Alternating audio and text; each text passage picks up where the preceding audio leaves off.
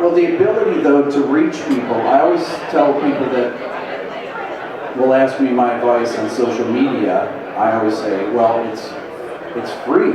YouTube is a publicist that if you make something that people are interested in, they will publicize you to everyone in the world for free.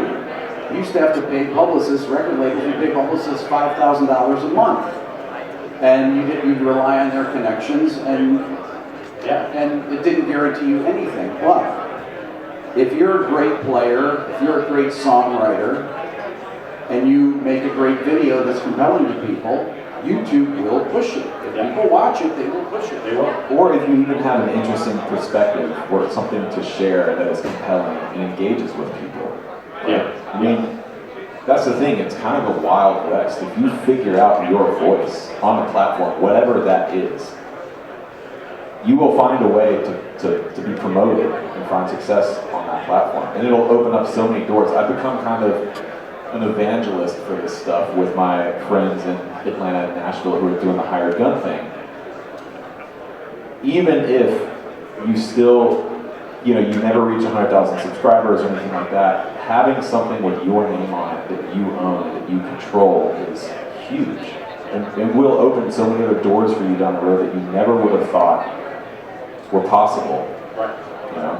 Well, I learn about a lot of guitar players from my younger brother, John. He'll send me clips from YouTube or wherever, not usually Instagram, but YouTube.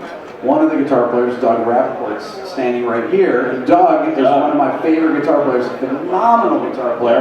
Yeah. And I got in touch with him and I told him, Doug, you need to post on Instagram. He got 3 posts. This is a few months ago. Then he started posting on Instagram, and he's a phenomenal player. Just incredible. Great feel, great improviser. And I told him he should post because I just wanted to hear him play it so I can, for my We all do. But if you guys don't know who Doug is, you should check him out. He's just absolutely fantastic player. And if it wasn't for social media, I wouldn't know who he was. No offense, though. But that's what it's sharing influence. Yeah. Right? Like you listen to Doug's playing, and as a guitar player, you're like, oh man, what was that bit? Or what was that progression he was playing over? I don't even try. Now everyone has access to everything.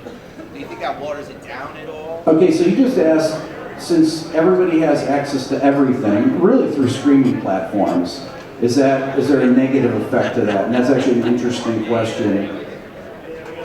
This is why what's moved from the record label's power to the streaming platforms, the people that program the different stations, why playlisting is so crucial to bands, especially for major labels, because you have to get on the important playlist, which is essentially like getting on K-Rock out here 20 years ago. You had to be on K-Rock. If you couldn't get K-Rock, you pretty much couldn't get a platinum record if you were a band.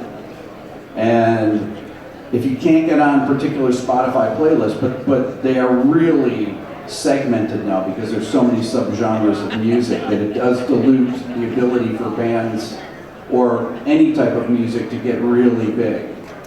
And I made this point in a video the other day that during the grunge era, or maybe even during the beginning of nu metal with bands like Linkin Park, but really the grunge era, all the grunge, and we're talking about rock music, guitar-based music, were famous worldwide. They were famous in Japan, they were famous in Brazil, they were famous everywhere, all through Europe. But you started to see bands during the nu metal era that, from 97 to 2010 or so, where they would be, a lot of the bands would be unknown, bands that had multi-platinum records here, they'd be unknown in Europe because there was a real division where there's a lot of EDM music happening in Europe, and there was a split, and because of the beginning of the internet, that it was fractured. It was difficult to get a groundswell behind a movement of music.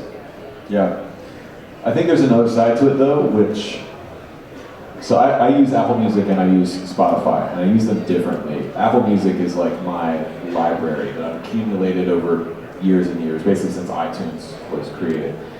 Spotify is my discovery device, and I've specifically kind of curated my Spotify algorithm, I guess, to suggest new music that I wouldn't normally be able to find on my own. And I think that is a really positive side of it. Yes, the industry is more fragmented, and yes, it's much harder for an artist or a band to blow up worldwide. But as a consumer and as a listener, it's way easier to find artists that you would never hear, and genres and styles of music that you would never hear. And as a player, that's even more important because it exposes you to new sounds and new ideas that you wouldn't normally be able to come across if you were just going to, you know, the record store. And it's worldwide. So the best part about it is it's not just here. You know, I mean, when I go look for music, new music, I go look stuff overseas from here and find stuff that you would never find, artists you would never find. And to me, that's a big, huge difference. You know, and that also then you can actually get in touch with those people, have conversations with them, and have friendships all over the place that you would never be able to do. So I don't mind the fragmentation of all of that at all. I mean, you know, starting as a kid had a vinyl collection. You know, now it's pretty incredible. The problem I always have is I never have enough time to really listen to everything that I want to listen to.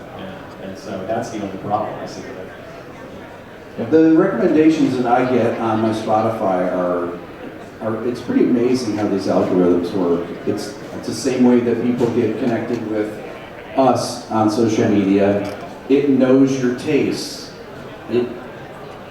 And I'll put on bands where I'll go through an entire playlist. I've never heard of any of the artists. I'll turn on my indie rock playlist, and I mean, I don't know where they're from. I don't know what year the things are from, but I was like, oh, I like that song. Oh, put that on the thing. And I like that song. And I hit the plus button. No, I like that song too. And then I figured out you would just save that playlist and then have it. But it's that part of it is great. It's great to discover new music. But that's a really interesting thing. But having that in your hand on your phone, anything that you want to listen to at any time is unthinkable 25 years ago, 10 years ago, really. Dude. I got a question. Yes, Dave. So obviously, I only met you yesterday. You two guys are very opinionated, so this should be a good fight. In terms of just art, think about the artists like Keith Richards, Kurt Cobain. Would they have made Instagram videos? I mean, were they the type of people that would have done it? And in this day and age, those people are out there, and they're not the type of people who would say, yeah, stick a camera on me myself.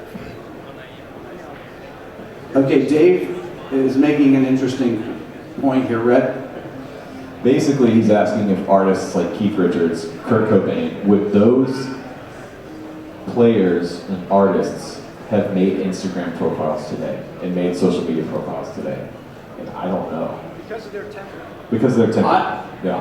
Personally, just from their personalities, probably not. That's my guess on it. Just Dave because- actually met Kurt Cobain, didn't he, Dave? Yeah, I did. When I was working at a studio that we cut Siamese Dream, and we did the whole record after that with this, and Kurt showed up and was completely the opposite of what I thought he was going to do. You know, very quiet, very to himself, and was actually really funny. He was a total gearhead, but in the gearhead in the sense of, hey, that pedal's got 3 broken knobs on it. I bet it sounds great. You know, it wasn't, you know, here's the shiny new thing. He wanted the one in the trash can, and he was actually right about a lot of that. So, but no, I don't think so. I think it would be, yeah, I don't think so, personally. Now you would have, Sorry, that means that fundamentally the art doesn't have. well, there's no question about Yeah. that. The art is, yes. I was thinking about this. So Instagram, if it were 2 minutes long, almost all the early Beatles music was under 3 minutes. Yeah. They were able to say what they needed to say and have a guitar solo in under 3 minutes, which is pretty amazing. Yeah. I Want to Hold Your Hand. All the early songs are under 3 minutes, so you can make a statement. If Instagram was a little bit longer, if they added another minute, Yeah. I mean, it would change just the about just about get a song going in that. Yeah. But, you know, I think that people would, you know, Kurt Cobain would have grown up with social media, the Kurt Cobain of today. They're not going to be this, so they would never know any different. Just like my kids will never know a rotary phone like I knew, or party lines. Anybody ever remember party lines? Only people with white hair remember that. You pick up your phone, you try to make a call, and somebody's talking on it. Like, oh, dude, you still on? What's up? Okay, I'll try again. 10 minutes later, still on. So That actually, Yeah. I actually think they would. I think they would be on social media because there's so many people on Instagram specifically that you stumble across. And this example I'm thinking of is like visual artists. Instagram is a medium. It's a way to get your art seen and consumed. And it's not all about growing a following. It's not all about gaining recognition or growing your notoriety as a name. For a lot of people, things like Instagram, YouTube is a way to get their artwork seen and their voice expressed.